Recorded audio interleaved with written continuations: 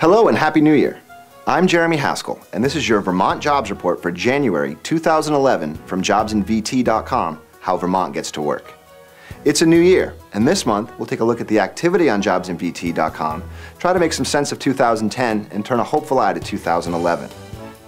While unemployment dropped nearly a full percentage point over the course of the year, we see that the number of companies actively posting positions on jobsinvt.com has dropped from the high in August.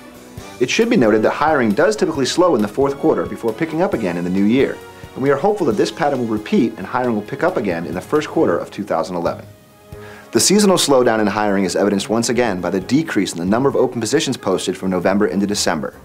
March proved to be the high point for jobsinvt.com, with just under 1,500 jobs posted in that month. But looking back to the beginning of the year, we once again see what seems to be an annual period of increase in hiring activity, and I am optimistic that this trend will repeat itself in 2011. This month, we'll take a look at Vermont's largest industries as posted on jobsinvt.com. For the purpose of our year-end review, we'll be looking at these category numbers by quarter. Customer service, manufacturing, and sales and marketing positions proved to be the dominant categories of postings on jobsinvt.com throughout 2010. The drop in the fourth quarter is typical of the economic cycle, as companies look to reduce stock as the year winds down.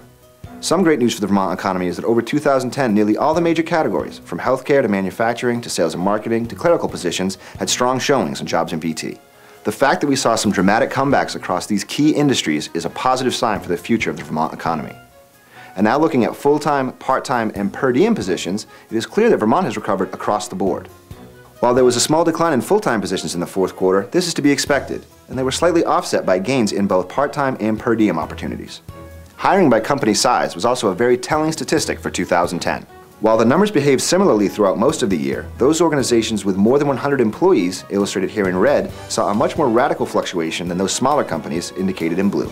All in all, 2010 was a positive year, and while we continue to move forward in economic progress, it's nice to look back and see just how far we've come. And that wraps up the Jobs Report for January 2011. I'm Jeremy Haskell. Thanks for tuning in, and remember, while we make a living by what we get, we make a life by what we give. This Jobs Report was brought to you by HR Made Simple. Protect your employees by protecting your business. Powered by HR Sentry.